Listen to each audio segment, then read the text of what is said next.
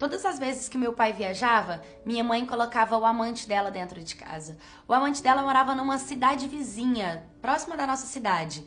E eu tinha 7 anos nessa época. Minha mãe pensava que com 7 anos eu não entendia nada, mas eu entendia tudo.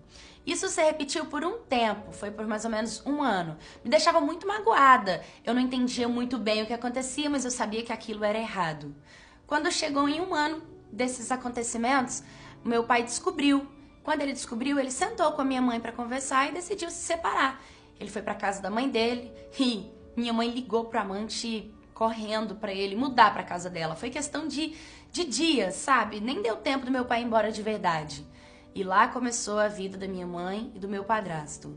Minha mãe logo depois descobriu que estava grávida, só que ela e o meu padrasto discutiam muito, eles brigavam muito, eles falavam alto um com o outro, coisas que eu nunca tinha visto dentro de casa, porque o meu pai era tão paciente que não dava voz para minha mãe gritar com ele, sabe? E por me assustar, muitas das vezes quando eu ia passar final de semana na casa do meu pai, eu contava para ele o que acontecia.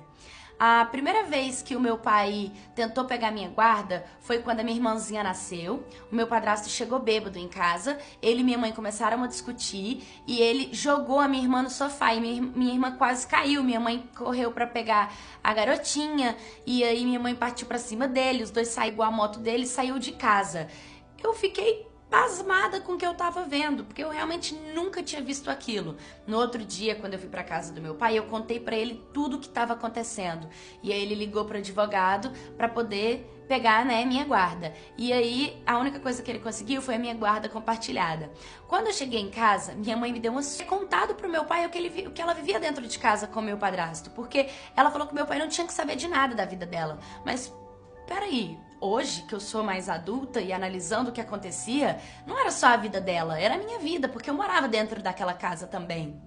Mas enfim, o tempo passou, eu continuei indo pra casa do meu pai, na casa da minha mãe, do meu pai e da minha mãe. As brigas do meu padrasto com a minha mãe eram contínuas e cada vez maiores.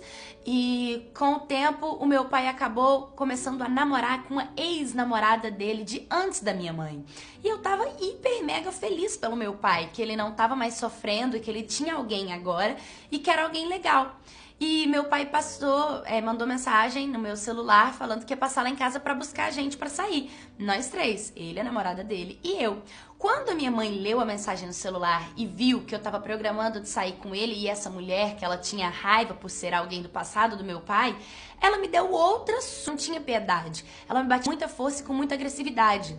Hoje, mais uma vez, analisando de fora a situação, eu acredito que ela descontava em mim muita da raiva que ela passava com o meu padrasto.